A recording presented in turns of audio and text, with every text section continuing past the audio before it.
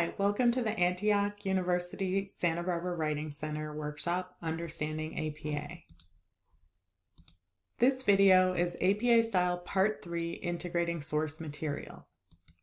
It's part of a series of 5 videos in the Understanding APA workshop, 3 about APA style and 2 about APA format.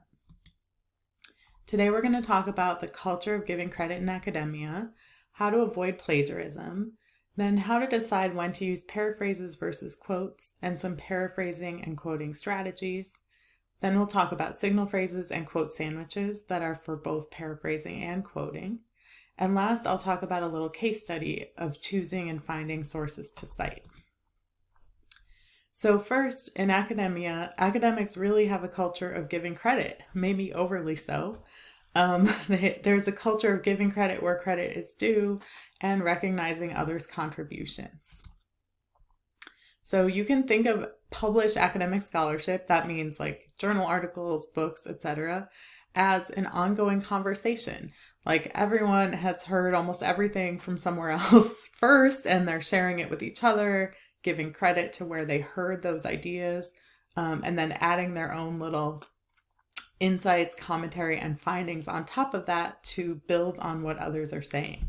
So as writers, you are situating your own voice within that conversation. So you really have to make it clear whose ideas you're building on, and then use citations to help mark the boundaries between your ideas and those of others. So now I'm going to talk about avoiding plagiarism. There's a few things that are considered plagiarism, and many of you will probably know this one, failing to cite quotations and borrowed ideas. And I think everyone knows this one, failing to enclose borrowed language in quotation marks. And then the third one is where it gets a little tricky. This is really difficult to do in writing, is to put summaries and paraphrases in your own words. But we really do need to do that to make sure we're not accidentally plagiarizing, and I'll give you some strategies for doing that. So how can you avoid plagiarism? Use your own words whenever possible. Cite anything that you borrow from a source. And this includes, of course, direct quotations, but it also includes statistics and specific facts, visuals like charts or graphs, and then even ideas that you explain totally in your own words in a summary or paraphrase. You still need to cite the source of that idea. So the only exception here is common knowledge, where like even people outside your field would know it. It's kind of hard to define common knowledge, but one example I would give is like Barack Obama was the first Black president of the United States. So that's really common knowledge. If you wanted to cite just one source for that information, you wouldn't even know where to start. That information is everywhere. And of course, there are other things where it's less clear if it's common knowledge or not. So when in doubt, I would say just cite, just in case. There's one other type of plagiarism that a lot of people maybe don't know about, and this is called self-plagiarism. For students, this is using part or all of a paper that you've written for one class, again, for a different class. Why is this plagiarism? Well, it's because you've already received credit for your writing for a particular class or assignment. So for a different class or assignment, you'd have to do that additional new work to get credit, like to not get credit for one thing twice. So this is why researchers cite themselves, and you'll see researchers citing themselves in their writing when they borrow language or ideas from their own earlier published work. It's because, in the world of publication, they've already gotten credit for publishing those ideas and words in one place. They can already list that publication on their CV. It can help them with applying for jobs that they have that publication, but they can't just kind of recycle all of that info without giving themselves credit and saying, hey, I already got credit for this. It was already published once somewhere else. Okay, so let's talk about paraphrases versus quotes. First of all, in APA, for those of you going into psychology and graduate programs in psychology, it's really much more common to summarize or paraphrase into your own words rather than using direct quotations. And this is different in different fields. Like it might be a lot more common to use direct quotations in fields like literature or history, but in psychology, it's much more common to summarize or paraphrase. So how do you decide when you are going to use a direct quote rather than a summary or paraphrase? Well, one way to do it is to think about if you can't say it any better than they could. And what I mean by that is if an author wrote something that is really concise and clear, maybe explaining a really complex idea in a really concise, clear, easy to understand way, that might be worth quoting their words directly.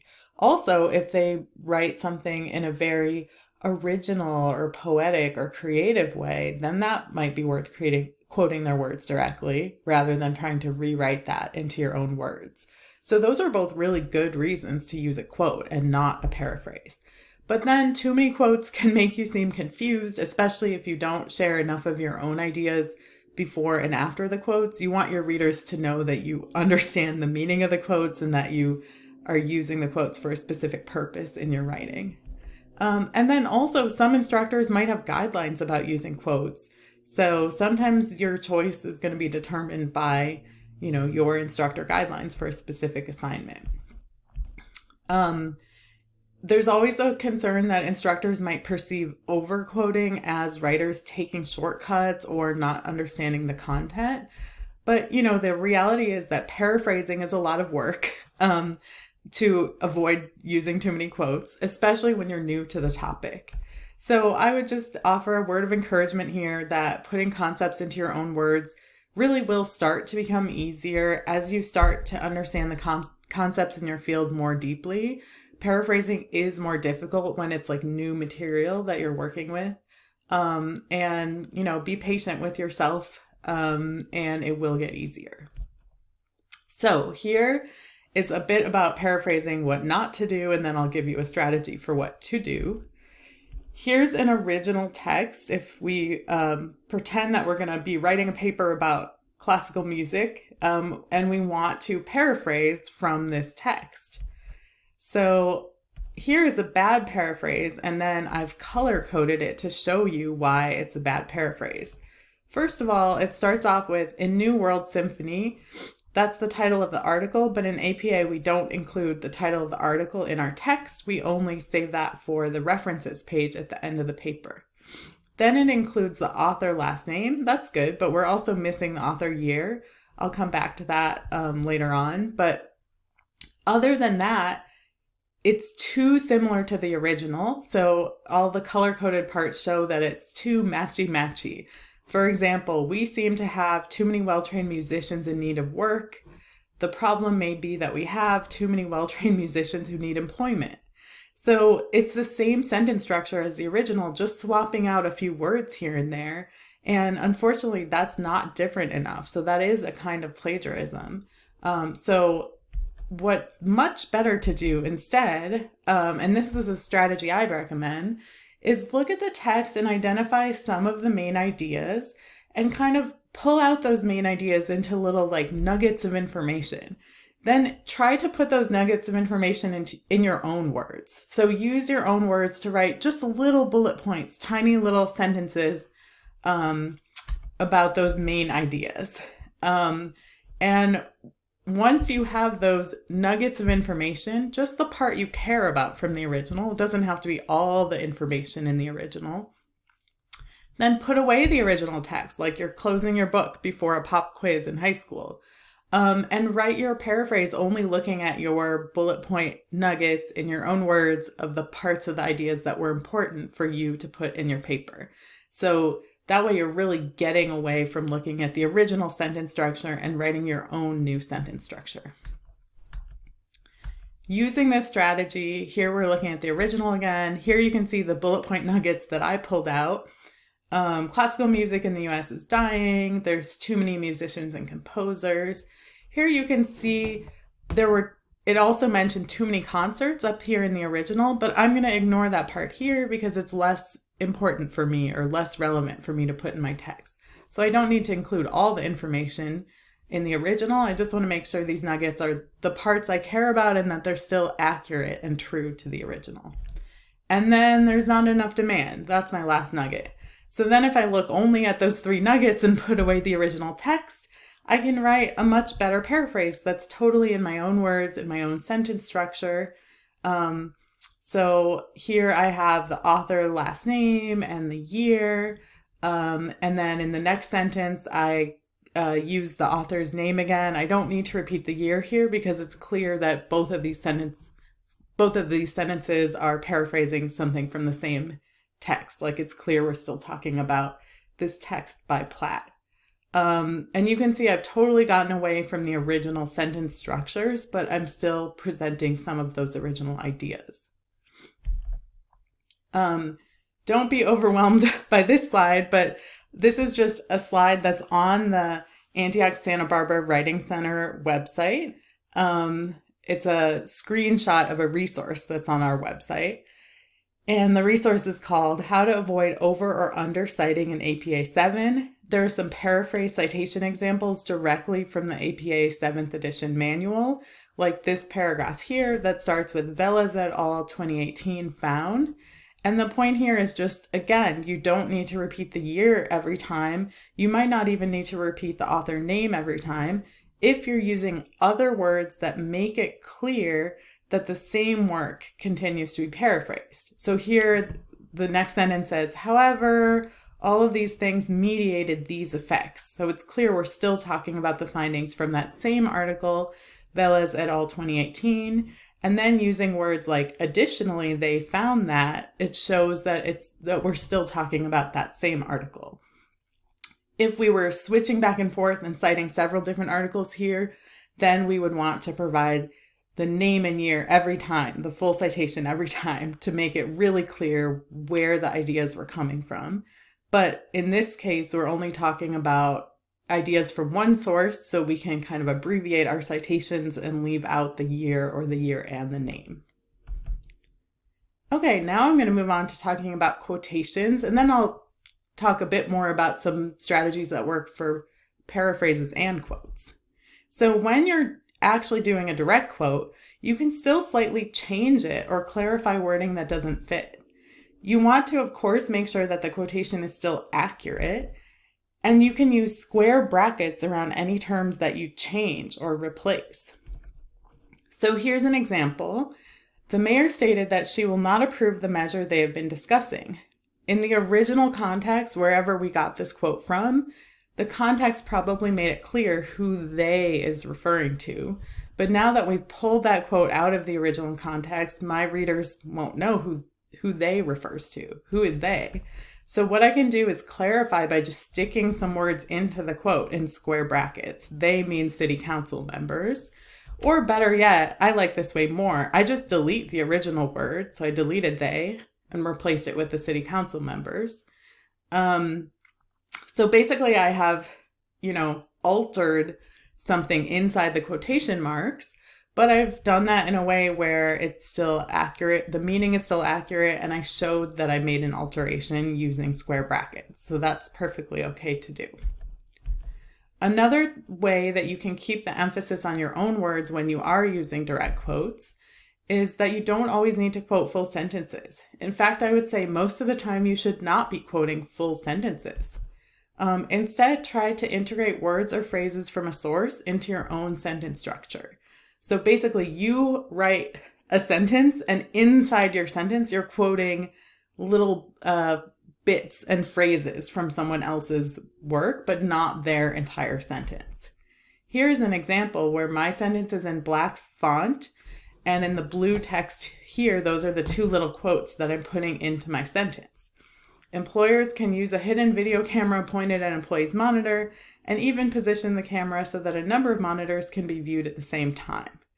You can see here the overall sentence is my own. I fit the quotes into it, and the quotes are just short bits that are not complete sentences on their own. I also am using square brackets around the word monitors, and that's because in the original, it actually just said the word them. So a number of them can be viewed at the same time. But I wanted to clarify this means monitors, not employees. So I changed that to square brackets to clarify for my readers. Another way that you can condense a quote to keep the emphasis more on your own words and make the quotes that you're using be a little shorter is to use the ellipsis mark. That's just the ... to condense a quote. So for example, here, this author is talking about the formation of dietary habits, or the formation of both healthy and unhealthy dietary habits, but I don't care about that part, both healthy and unhealthy, so I can delete that to shorten the quote and just replace those words with ... the ellipsis. And you can do this for, any number of words that you delete out of the middle of a quote. In APA, you don't need to use an ellipsis symbol to show any words are missing at the beginning or end of a quote, because we know that quote came from somewhere else and that there was more text before it and there's more text after it. So it's only if you're deleting, one or more words out of the middle of a quote to shorten it.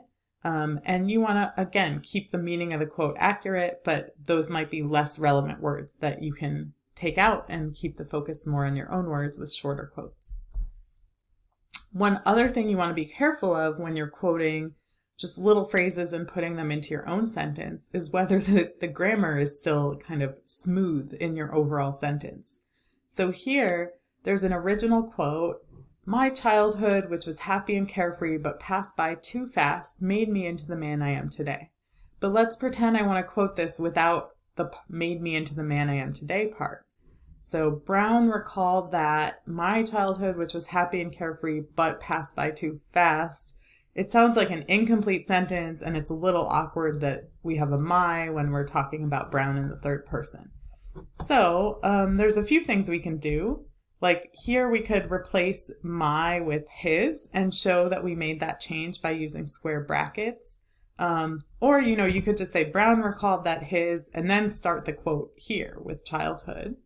And then we need to either delete the which or the but to make it sound like a complete sentence. And we can do that by just replacing it with the ellipsis mark. So what you've seen already in some of my examples of paraphrases and quotes are signal phrases. The signal phrase is really the citation, or most of the citation. It names the author's last name, and it gives the publication date, the year, in parentheses. And APA really is what we call an author date style, meaning APA really does care about the dates. The dates appear in all the citations.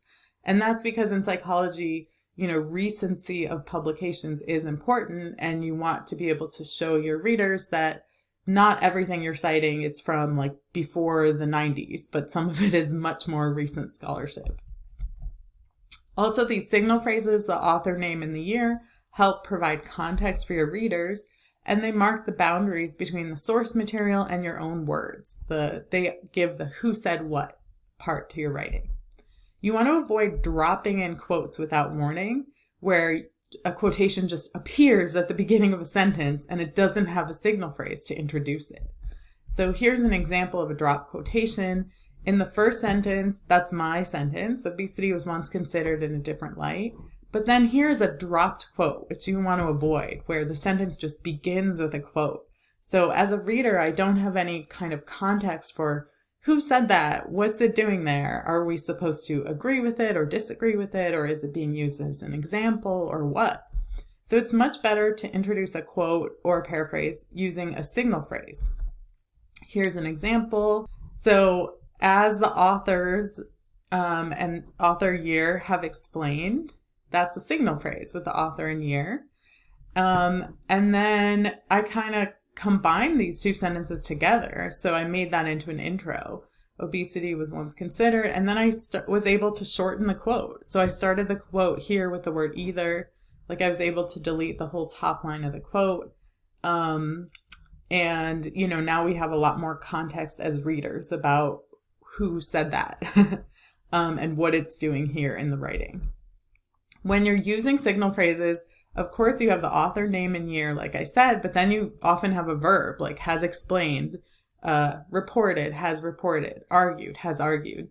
And, officially in APA style, these should be in past tense or present perfect tense. So again, that's like reported, has reported, argued, has argued, rather than present tense. So not using a verb like reports or argues or explains. And that's just when you're describing the author action. Of course, sometimes you're going to use a present tense verb in an APA paper, but when you're describing the written author action, those should use past tense verbs. So we can take a moment and think about some other verbs you like for introducing quotations. If you're watching this with someone else, pause the video and see if you can come up with a list. And I will share some with you now. Here's some other verbs you can use for introducing quotations. The Santa Barbara Writing Center also has a resource called Signal Phrases, which has a list of a lot more verbs, and they're sorted into a chart of verbs that can show that you agree with the author or disagree with the author, etc. But I like suggested and proposed because they're kind of less strong than some other ones like asserted or claimed. But really it just depends on what the content is and what kind of stance you want to offer with it. So it's really nice to use more specific verbs like this, both for variety, rather than just saying stated, wrote. You can use different verbs for variety, but also to give a lot more specific context and information to your quotes. After you use a signal phrase to introduce a quote or paraphrase, then comes the quote or paraphrase, and then after that, you should explain the quote or paraphrase. So add even more of your own words and ideas afterwards. And in the Writing Center, this is what we call a quote sandwich. Basically, the quote or paraphrase is the meat or tofu in the middle, and your own words are the bread or the lettuce wrap around it, where your own words are being used to introduce that quote or paraphrase and then to explain or analyze or comment on it afterwards. So to sum up, if you're summarizing someone else's idea, do you still need to cite it? Yes, of course you do. And if you paraphrase someone else's idea, do you still need to cite it? Yes, that's basically the same question twice in a row. And another question, this one is a bit more complicated. So here's what I've recommended is combining an author's words and ideas and your own thoughts into one sentence. So in that case, how can you best avoid plagiarism? Well, you have to clearly indicate which words are whose. You can do that using, a signal phrase to introduce the author's words and using quotation marks around any of their words. And that's number 2, put quotation marks around the author's words. And then 3, don't just plug similar words into the author's sentence structure. Either write your own sentence structure that's completely new and your own, or if you are finding that there's something that you really can't paraphrase and you need to do a direct quote from the author, then take a few of their words, a little chunk of their writing, and use direct quotes around it. So you don't have to choose paraphrasing versus quoting. You could mostly paraphrase, but quote a chunk of 3 or 4 words if you can't paraphrase those. And, an example of what this might look like, we've already seen a bunch of these. Here's the signal phrase, Wheeler's 1998. So we have the author and the year. Here's the quote after that. And then here's the second half of our quote sandwich where we continue with some commentary in our own words after the quote. And I'll talk more about this specific citation format that you can see here in the next video, APA Format Part 1 in Text Citations. So in the last part of this video, I want to talk about a little case study to explain about choosing or finding sources to cite. So here I have a screenshot from a website called sciencealert.com. And it says, watching cat videos lowers stress and makes you happy, study suggests. So this is the information that I want to include in my paper, that watching cat videos is not a waste of time, but it makes you happy. So I need to figure out how to cite that. I don't want to cite it from sciencealert.com. That's not the original source at all. So we have to kind of figure out where is the original source. If it's not sciencealert.com, can take a moment and try to figure out what it is. When I've presented this workshop, a lot of people suggest, oh, look, the article was originally written by Sasha Petrova for The Conversation. And that's a start, but actually this is an article that was written about the study. That's not the study itself. So it turns out that it's here, published in the journal Computers and Human Behavior. Luckily online this was actually linked, or we could have Googled that in Google Scholar. But it's not on the website, The Conversation, it's in that journal, Computers and Human Behavior. So if we search on the Antioch Library website, that journal is held in the collections, and here you can see there's actually a downloadable PDF. Here is the PDF of the article, the original source for, the importance of cat videos. And here's the original article title. So now I have that to put in my references. Here's the original article author. So now I have that for my in-text citation and references. And up here, more for my reference information, the journal issue number and page numbers. And if we look back on the original page we found from the Antioch Library website, all that information was here as well. So it's on the PDF and it's here, all the information you're going to need for the reference. So now that we know the right source, the original source for this content, that viewing cat videos can be therapeutic and lead to stress relief, we can make this in-text citation. So author name, year, Merrick suggested that. We have some quotes that are not complete sentences, 2 little quotes, and then a page number. Again, I'll explain this format for in-text citations in the next video. And the formatted reference for the references list at the end would look like this. Oops, am I missing something? And I will explain that in our last video, APA Format Part 2, References and Document Format. But basically, now you've found like all the information you need for citing a reputable, credible source rather than a junky website, maybe like sciencealert.com. No offense to sciencealert.com. We just want to find the original source for the information that we're citing. So what about Wikipedia? Speaking of finding good sources to cite.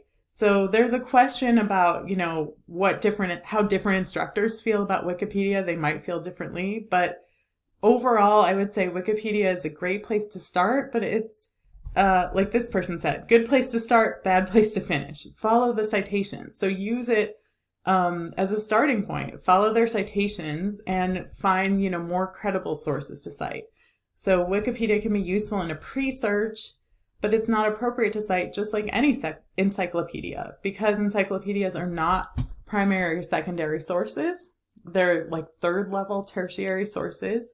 And Wikipedia is not considered a reliable source for academic writing, even though it is, better than the average internet page as a great starting point for research. So I would say look at those like links and sources at the bottom of the Wikipedia page that look at Wikipedia citations and go to those, and those will really help you get started on your research. But don't cite the Wikipedia page itself.